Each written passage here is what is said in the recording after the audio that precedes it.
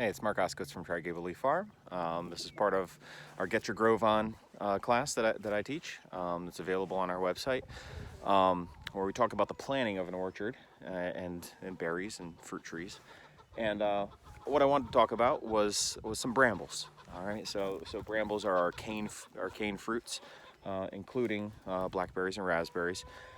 And I've got another video on this, but one thing I was kind of realizing is I didn't really talk too much about the blackberry, so I wanted to focus a little bit on that, and then contrast with the raspberries.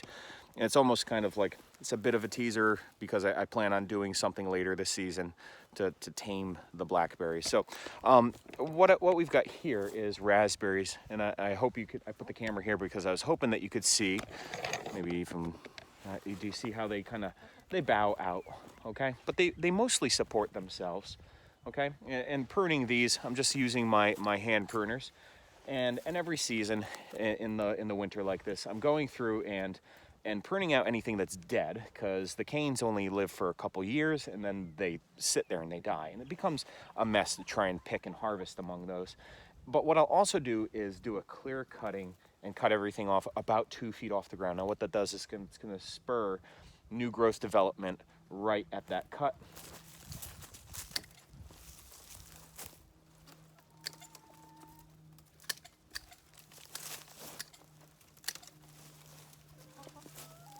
We got stuff going all over the place. So, and so my main way of keeping these brambles in check is with a lawnmower, and also with this pruning here. So the lawnmower is going to keep them from growing out, because what they do is they shoot runners out through the bottom, and then pop up new ones. That's what's happened over here, where they're working into the blackberry, into my rhubarb area. I'm going to get those out, but yeah. So taming these are pretty easy to tame because you end up heading them off. Now the blackberries I've had for quite some time.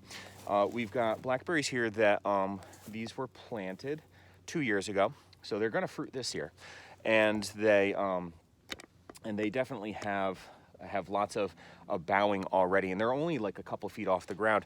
I've been able to mow through these, but it's gonna end up being a bit too much to try and mow through them this year.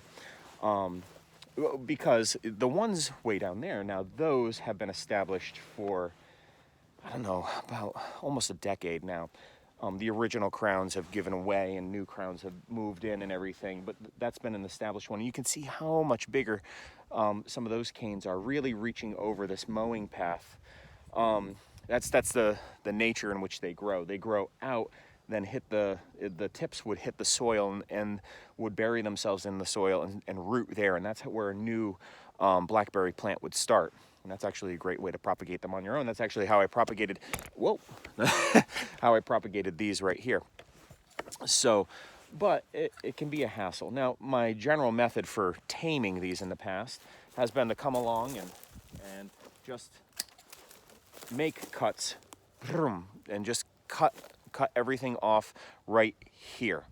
And it mostly works. It's been working for almost 10 years.